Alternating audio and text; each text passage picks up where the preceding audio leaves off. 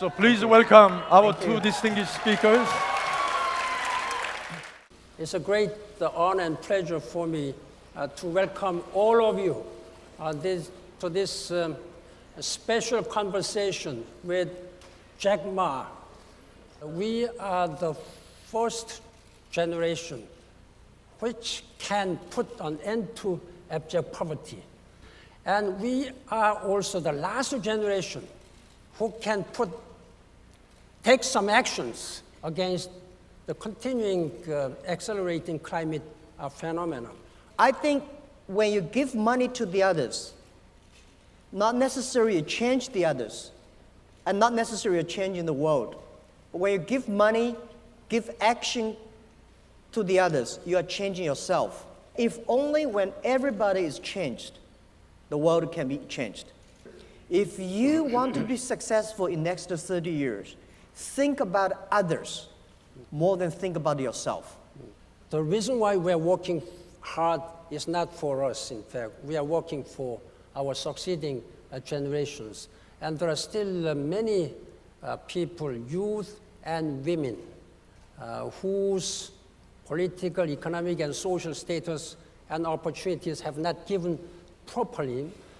The secret source of Alibaba's success, because we have almost 49% of the employees of the company are women. 37% of the senior management of Alibaba Group are women. If you want your company to be perfect, you should make men and women working together. Women has the best care heart than men. Women care for their husband, parents, and children. We are entering into the world.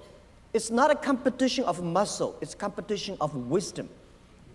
It's competition of careness. But what's the difference between smart and wisdom? Smart people know what they want. Wise people know what they don't want. That's the difference. Right? When I have women leaders in my management, they always ask me a question. Jack, are you sure this is what we want? Always a good question. Because human beings became so greedy in the past 200 years. We want everything. Young people are the future. Young people are our hope. A lot of people say, hopeless. Your company hopeless because your company don't have young people. Young people embrace the change. Young people have a lot of great ideas. When you have great ideas, you are always full of hope for the future. So my company today, average age is 33 years old. So a lot of people try to see the future by their experience. Let me tell you, you may have experience of life, but you don't have the experience for the technology that is changed so rapidly. Young people have. So please hire enough young people to make your company full of hope. Please hire enough young people to make your company don't worry about the future. Please hire enough women to make your company to be perfect. There's no other ways that you can do it. When we are talking about fourth industrial revolution, there are many people who express concerns whether we are going toward the right direction. Of course, it will be very important to take a benefit as much as we can from the transformative development of technologies and communication, etc. But at the same time, some people say that when this artificial intelligence reach a certain stage to control human being, you are one of the most visionary person who has been using this technology of information and data technologies. What do you think? How you view where we will be reaching in terms of industrial revolution, fourth industrial revolution, and what's the role of a human being at that time? The artificial intelligence, the robots, all the things you worry about is coming. So stop worrying. It's coming. Robots, artificial intelligence will never ever replace human being. This is my true belief.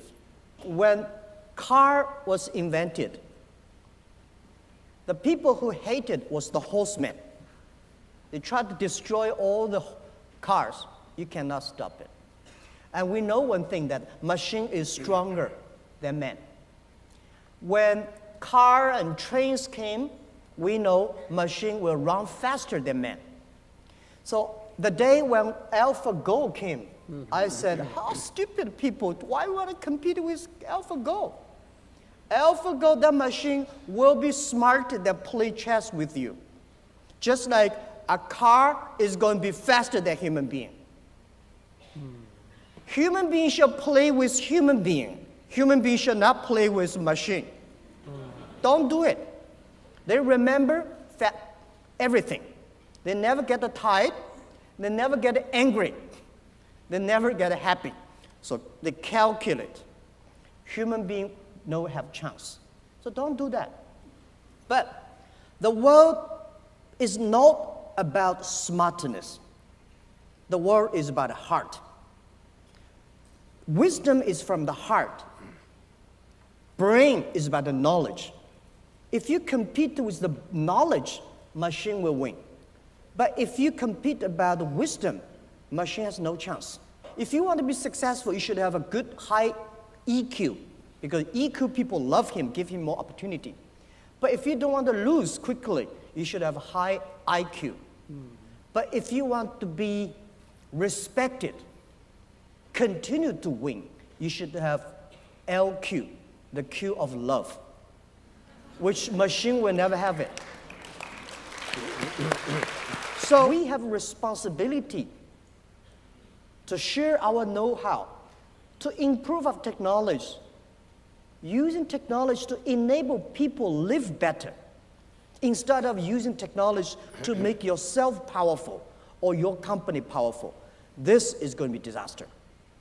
Last centuries or century before last, human beings used the technology to make themselves more powerful, let the other people down. Then the technology revolution become social revolution. We should be using technology to be inclusive, enable all the people. In this way, society next to 30 years is going to be peaceful. This is my suggestion. I have been always saying that thinking about how humankind has been able to overcome all the challenges during like millennia years. Yes. In the end, humankind will be able to overcome this challenge. That's one thing I firmly believe, and thank you very much for your such inspiring. Yeah, my grandfather worried about my father. My father worried about me, But I do better than my father do better than my grandfather. So don't worry about us. Don't worry about young people. Young people can do better. We have to trust them, and I trust them. This is why our company grows. Right? So don't worry about it. I have a question to both Mr. Pan and Ms. Ma. How to make a balance between individual happiness and social responsibility or global responsibility? We are living in an era of a lot of conflicts, individualism, nationalism versus global visions. Without global vision, global citizenship, we will continue to see all these kind of conflicts and problems. I believe that the fostering and strengthening global citizenship will help promote global solidarity. There is no country, no company, no business, however successful you may be, there is nothing which we can do alone. I have been speaking to world leaders. Please do not erect walls among people or among countries. Instead, build bridges. Build bridges among people. That's what we have to do. But unfortunately, there are so many people, so many countries are in conflict. That's my my concern at this time. And for young people to really prosper tomorrow and day after tomorrow, then we have to create such conditions. My advice to people like you, if you don't have anything, a good global citizen first, be a good son, be a good father, be a good brother, be a good citizen of your city. When I was tiny, I don't have, I want to change the world. My father said, change yourself first. Now when I have money, when I have all the resources, when I have got more than 65,000 great employees and technology we have, let's do something. Not for me, but for the world. So this is what I think, that let's care for ourselves, care for family, our community, our city. And then we'll grow, it will grow. I believe if you really care for your family, your community, you one day will be able to care for the world, and you will be powerful. I know you were the English teacher for 6 years, and what is the best advice to all over the world of the English learners? How can we master English easily and fast? I strongly encourage that everybody try to learn the other language yourself, no matter how great the equipment will be. Because it's not about the skill, it's about you are opening a door for another country, different culture. Because I think my English is no good.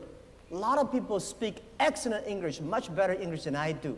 But I would say I understand Western culture much more than most of the Chinese people. I read the Bibles for several times, so that's why I understand the West. But a lot of Westerners have never read Buddhism, Confucius, for even one page. Language is so important. I don't know how to improve it quickly.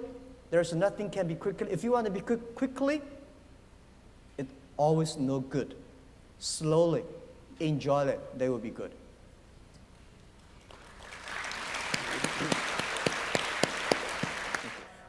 They were not voluntarily losing their job. They're losing their job regardless of what they wanted, and I think it is actually a bad sign for the widening gap of the poor and the rich. In terms of this problem, in coming so-called fourth revolution, I just wanted to hear your opinion in detail. About those people who are losing jobs next 30 years.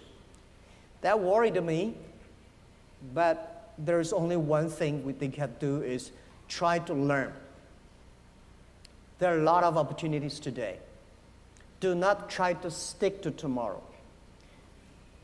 When I was a teacher, I did a lot of jobs.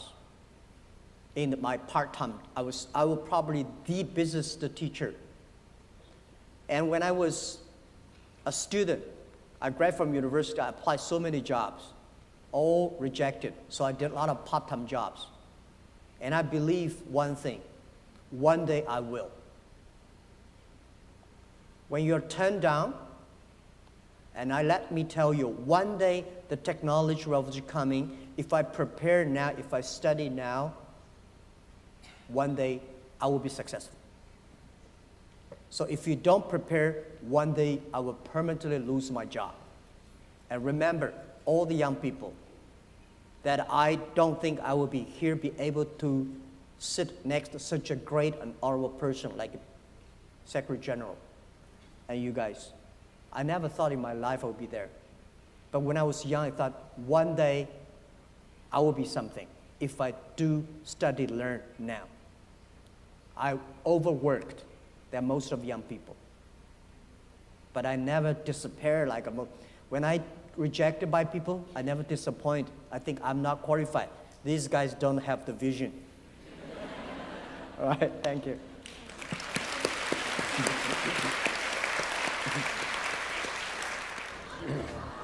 Okay. Are you ready? You don't, wait. You don't need to stand. You just sit, and then we'll take it. Okay. Okay, we're going to take it from another angle.